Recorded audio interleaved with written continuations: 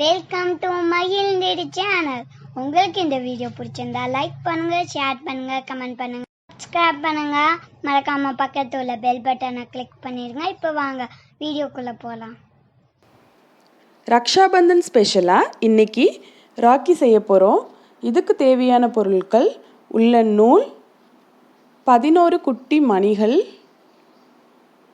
சிறிய மற்றும் பெரிய ஊசி, இது சாதாரண நூல், செல்லோடேப் என்ன கலரில் வேணாலும் இருக்கலாம், அது பிரச்சனை இல்லை, சீசர்ஸ். இப்போ வாங்க இந்த ராக்கி எப்படி செய்கிறதுன்னு பார்க்கலாம். இந்த அளவு, அதாவது ஒரு 30 சென்டிமீட்டர் அளவுக்கு நம்மளுக்கு 15 துண்டுகள் உள்ள நூல் வேணும். அதை நம்ம அளந்து கட் பண்ணிக்கலாம். இப்போ 3 முறை சுற்றியாச்சு.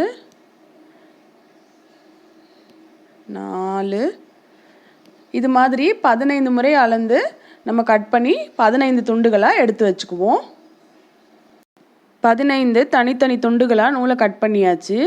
இப்போது இந்த மேல் முனையில் இது பிரிஞ்சு வராமல் இருக்கிறதுக்கு ஒரு உல்லன் நூலை வச்சு நல்லா டைட்டாக ஒரு முடிச்சு போட்டுக்கலாம். இந்த மாதிரி நல்லா டைட்டாக போட்டுக்கோங்க. நம்ம முடிச்சு போட்ட பக்கத்தை இப்போ ஒரு டேப் வச்சு நல்லா ஒட்டிக்கலாம். அது இந்த பக்கம் அந்த பக்கம் நகராத மாதிரி கொஞ்சம் ஸ்டிஃபாக இருக்கணும், ஒட்டிக்கலாம். இந்த மாதிரி ஸ்டிக் பண்ணிக்கோங்க. அடுத்து இந்த 15 நூலையும் 3 பாகமாக 5 துண்டுகளாக பிரித்து எடுத்துக்கணும். பார்த்திங்களா, இந்த மாதிரி எல்லாத்துலேயுமே 5 நூல்கள் இருக்குது, பார்த்துக்கோங்க. இப்போ இதை நம்ம சாதாரணமாக பின்னல் பின்னுவோம் இல்லையா, அந்த மாதிரி பின்னிக்கலாம். நீங்கள் ஒரே கலர் தான் யூஸ் பண்ணணும்னு இல்லை, டபுள் கலர் யூஸ் பண்ணலாம், இல்லைன்னா 3 கலர் கூட நீங்கள் யூஸ் பண்ணலாம். நான் இன்றைக்கி இந்த ஒரே கலர் வச்சு பண்ண போகிறேன். இந்த பின்னல் ரொம்ப டைட்டாலாம் போட வேணாம், லூஸாக இருந்தாலே போதும். நல்லா இந்த மாதிரி பின்னிக்கோங்க.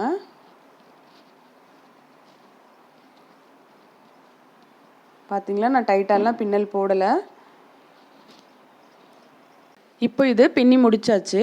நம்ம மேலே போட்டோம் இல்லையா முடிச்சு, அதே மாதிரி கீழேயும் ஒரு முடிச்சு போட்டுக்கலாம். இந்த பின்னல் அவுந்துட்டு வராத மாதிரி நல்லா டைட்டாக போடணும். இந்த மாதிரி முடிச்சு போட்டுட்டு மேலேயும் கீழேயும் இந்த எக்ஸஸாக இருக்கிற நூலெல்லாம் நல்லா கட் பண்ணி எடுத்துருவோம். பார்த்திங்களா, நம்மளோட பின்னல் ரெடி ஆயிடுச்சு.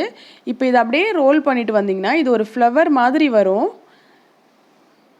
நல்லா இந்த மாதிரி சுற்றிக்கிட்டே வாங்க.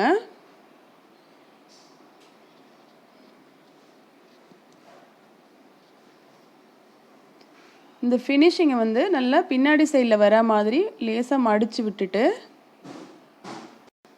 சென்டர்லேயும் லேசாக அழுத்திட்டு ஸ்டிச் பண்ணிக்கலாம்.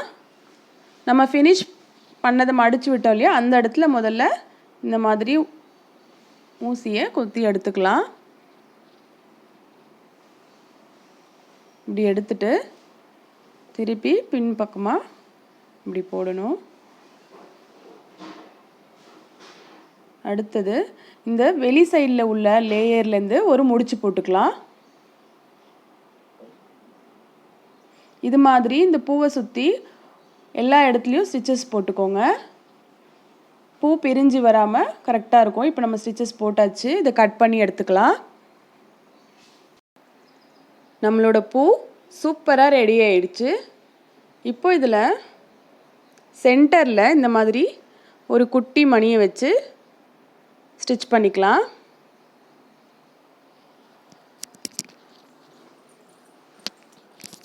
நீங்கள் மணிக்கு பதிலாக ஸ்டோன்ஸ் கூட வைக்கலாம், அது உங்களோட விருப்பம். உங்களுக்கு என்ன மாதிரி ஐடியாஸ்லாம் இருக்கோ நீங்கள் அந்த ஐடியாஸ் கூட செஞ்சு பார்க்கலாம். நான் இன்றைக்கி இந்த மணியை வச்சு இந்த ராக்கி செய்கிறேன்.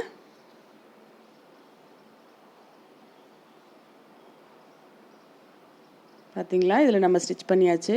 எவ்வளோ அழகாக வந்திருக்குன்னு. அடுத்ததாக நம்ம ராக்கியோட சைடில் வர நூலை ரெடி பண்ண போகிறோம். இந்த மாதிரி நம்ம செஞ்சு வச்சுருக்கிற பூவில் பேக் சைடில் வர மாதிரி இப்படி குத்தி நூலை இந்த பக்கம் எடுத்துக்கலாம். உங்களுக்கு எந்த அளவுக்கு லென்த் வேணுமோ அந்த அளவுக்கு நீங்கள் நூல் கோத்துக்கோங்க. இப்போ இந்த பக்கமாக நம்ம கட் பண்ணிக்குவோம். இந்த பூ நல்லா சென்டரில் இருக்கிற மாதிரி ஃபிக்ஸ் பண்ணிக்கோங்க. இப்போ கரெக்டாக இருக்குது. இப்போ நம்ம 2 பக்கமும் மணிகளை கோத்துடலாம். உள்ளன் நூலில் மணியை கோக்கிறது கொஞ்சம் கஷ்டமாக இருக்கும். அதனால் நான் நார்மல் நூலில் ஊசி கோத்து அதை அந்த உள்ளன் நூலோட ஃபிக்ஸ் பண்ணிவிட்டு ஊசியிலேருந்து மணியை கோக்க போகிறேன். இதை இங்கே முடிச்சு போட்டுக்கலாம்.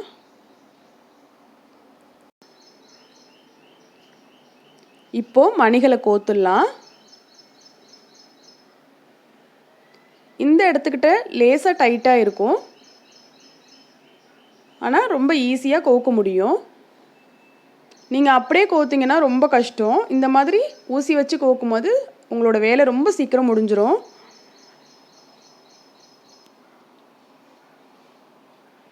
இந்த மாதிரி பாருங்கள், நான் 5 மணி கோத்துருக்கேன். இந்த 5 மணி கோத்து முடித்ததுக்கு அப்புறமா இந்த எண்டில் வர மாதிரி ஒரு முடிச்சு போட்டுக்கலாம். ஸோ தட் அந்த மணியெல்லாம் வெளியில் வராது. கரெக்டாக அந்த மணியை ஒட்டி வர மாதிரி முடிச்சு போட்டுக்கணும். முடிச்சு போட்டதுக்கப்புறமா இந்த மணிகளுக்கு இடையில லேசாக கேப் இருக்கிற மாதிரி அதை அரேஞ்ச் பண்ணிக்கோங்க. இதே மாதிரி இப்போ அடுத்த பக்கத்துலேயும் நம்ம மணிகளை கோத்துக்கலாம். பார்த்திங்களா, இந்த பக்கமும் மணிகளை கோத்தாச்சு. ரொம்ப ஈஸியாக நம்ம வீட்டிலே ராக்கியும் ரெடி பண்ணியாச்சு. உங்களுக்கு பிடிச்ச காம்பினேஷனில் டிஃப்ரெண்ட் கலர்ஸ் யூஸ் பண்ணி நீங்கள் ராக்கி செய்யலாம். இந்த வாட்டி ரக்ஷா பந்தனுக்கு உங்கள் கையால் செஞ்ச ராக்கியை உங்கள் அண்ணன்களுக்கு கட்டி அசத்துங்கள். எல்லாருக்கும் ரக்ஷா பந்தன் வாழ்த்துக்கள். நன்றி.